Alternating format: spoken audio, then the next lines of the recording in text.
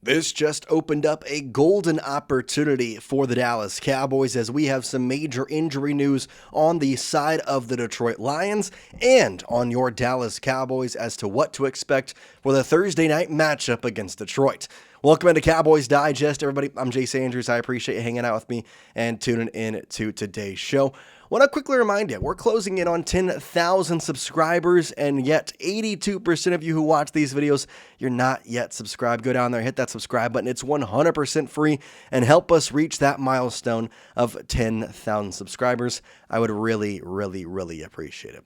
Jerry Jones, give him credit. He has, quote-unquote, fixed the Cowboys. 3 straight wins, obviously one of those against the Raiders, but more recently against the Eagles and the Chiefs. This team is looking good. It's looking like a playoff caliber team, and I fully believe that with the schedule at hand, this team can go on a run and make the playoffs, as Jerry continuously said that this team was a playoff caliber team. However, some good luck has always been, let's say, taken by the Cowboys side, and on their upcoming matchup versus the Detroit Lions, the two teams are on opposite ends of the spectrum. The Cowboys winning 3 out of their last 3, the Lions losing 2 out of their last 3, and having some major injury issues and conundrums heading into this contest. Now, one of the major injuries in it involves a heavily guarded wide receiver in Amon-Ra St. But as of right now, these two teams, pretty similar in records, 6-5, 7-5 for the Detroit Lions, who have yet to have their bye. And overall, you're looking at the schedule and you're saying, not only if the Cowboys beat the Lions this weekend do they jump forward into those playoff standings or closer to the playoff standings, they also then have the tiebreaker over Detroit, which is something that they need given they don't have the tiebreaker over the likes of the Carolina Panthers. Obviously, getting closer up there's the Green Bay Packers, who they tied, so tiebreaker there is going to be a little bit more, let's say, hard to come by. But going back to the injury news, this is something that is such a good thing for the Cowboys. And again, I am never rooting for an injury. I am not happy about an injury, but it is part of the game. And when it helps out the Cowboys, got to talk about it here as the Cowboys looking like they will face an Amon-Ra St. Brownless Lions. And if you don't know Amon-Ra, one of the best wide receivers, in my opinion, in the NFL and the top wide receiver for the Detroit Lions. Now, this does not make them inept on offense because they have Jameson Williams. Obviously, there's a lot of good athletes on that team that you have to be worried about. Jared Goff, Jahmyr Gibbs. It's a very, very good offense, and their defense, it's okay. So I do, however, like this for a lot of different reasons, and he's a premier guy in this team. We continue on with the report. Nick Eatman of DallasCowboys.com. Head coach Dan Campbell called it good news that St. Brown wouldn't be out long term, but also said he could still miss a week or two, maybe, if we're lucky. According to his coach, it appears the receiver would be a long shot to play against Dallas in just 7 days, end quote. And that is one of the good things on both sides of the ball, not just for the Cowboys, but for the Lions too, that this game is being played on Thursday after they both played on Thanksgiving. You get kind of a normal week. Obviously, the Cowboys had kind of a pseudo practice yesterday where they opened up the 21-day practice window for Trevon Diggs. But either way, this is something to note because not only is Amon-Ra St. Brown something that the Cowboys can kind of exploit by double covering J. Will, and can really kind of figure out their offense, but also their offensive line is in disarray. And if you don't remember, there was a huge report that came out just before the Detroit Lions Thanksgiving game saying that Frank Ragnow, a really good offensive lineman, all-pro guy, was coming out of retirement to help out on the offensive line for Detroit. However, after further investigation during his physical, they revealed a grade 3 hamstring strain, and that would prevent him from playing for the rest of the season. Therefore, Ragnow would not be signed to the active roster for the Detroit Lions. Once again, I state that injuries are never a thing that I root for and are never, in a lot of ways, a good thing.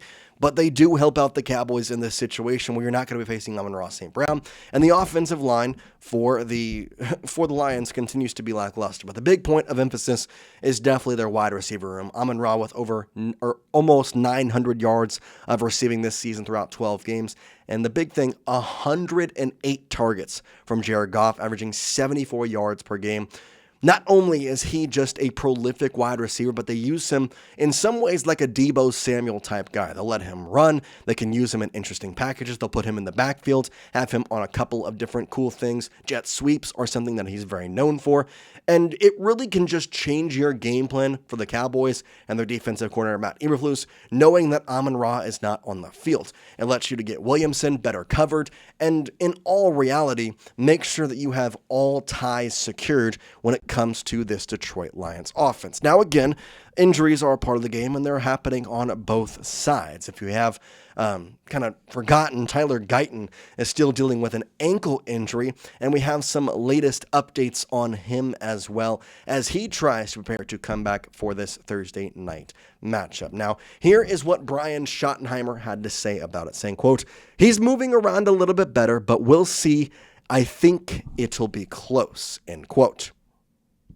Personally, if you ask me, it'll be close is something that probably means he's not going to play. But again, I think in a lot of ways, it's just par for the course with the way this game is going to turn out. Nick Eatman of DallasCowboys.com talking about how the Lions were missing 2 starters on their offensive line against Green Bay, and they had 3 other starters who were on the injury report as well, and now coming off just a 7-day rest after playing on Thursday, where you usually get an 11-day rest, they're probably going to have a lot more injuries on that offensive line continuing from the prior weeks. So not just Tyler Guyton, but overall on the team for the Detroit Lions, and for both offensive lines, it's something to worry about. Now, in terms of sack numbers, though, because if you obviously look at that, it's nothing crazy. In terms of sacks allowed, the Detroit Lions have allowed 26 sacks this year. That ranks them 20th in the National Football League, which, again, the higher the number, the better in this. You can't even see the Cowboys on the board because I believe they're ranked like 26th or 27th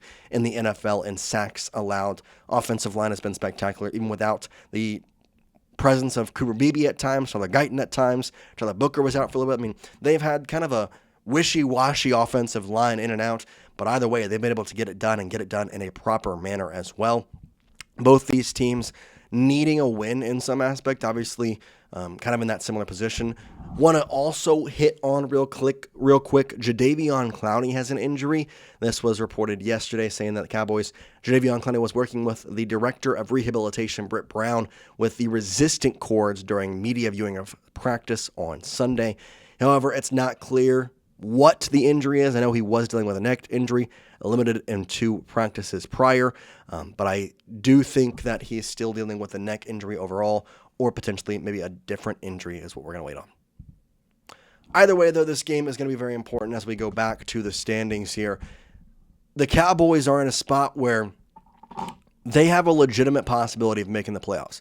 However, there was a lot of teams above them. The Chicago Bears, the Los Angeles Rams, Philadelphia Eagles, and Buccaneers are all in a good spot. And not to mention the absolute craziness of 2 of the divisions, both the Chicago Bears in the NFC North and the Los Angeles Rams in the NFC West are a part of some monstrous divisions. The Packers 8-3 in that NFC North. Same can be said with the Lions. They're 7-5. And then with the Rams, you've got Seattle in their division with a 9-3 record, and San Francisco also there with a 9-4 record. Good news is you'll play Washington one more time. You're going to be able to play New York one more time, who, by the way, is already eliminated from playoff contention. So overall, you've got some very good and winnable games coming up, but you really need to win about 4 of these last 5 games if you want to try and secure that playoff spot.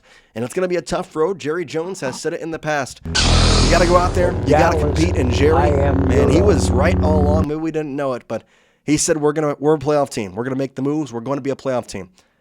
The Cowboys are looking like one of these scarier teams in the NFC who could sneak in. There are multiple media members saying that. There are multiple shows talking about how this Cowboys team, if they get in, could be scary after taking down the Eagles and the Chiefs, both of the Super Bowl teams from the prior year, in less than legit 7 days. That's what we got for you here today on Cowboys Digest. We appreciate the support you've been showing on our latest videos, and we will see you next time here on the show. Peace out, everybody.